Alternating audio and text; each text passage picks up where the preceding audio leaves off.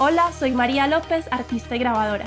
He expuesto mi trabajo en diferentes museos y galerías de Colombia, Estados Unidos, España y Japón.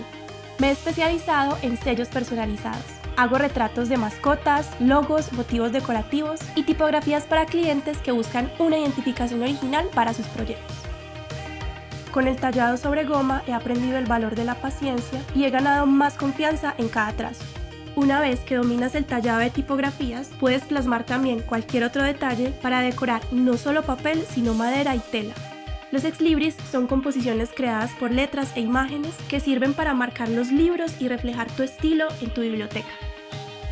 En este curso de doméstica aprenderás a tallar sobre goma y a crear sellos con letras e imágenes. Como proyecto final, vas a diseñar un exlibris para estampar las obras de tu biblioteca. Primero tendrás que conocer los materiales, los fundamentos del tallado y el manejo de las herramientas. Luego te hablaré del tallado de letras, de las características del exlibris y de cómo buscar inspiración. Tras definir el concepto de la pieza, empezaremos a dibujar. Veremos los tipos de composición y profundizaremos en la estructura circular. Vamos a transferir el diseño a la goma y a tallarlo.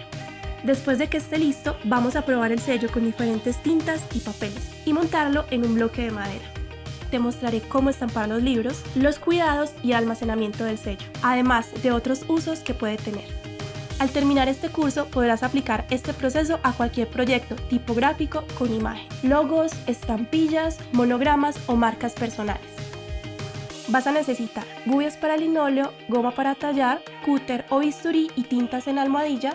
Para el diseño es posible usar materiales tradicionales y programas como Canva o Affinity Designer.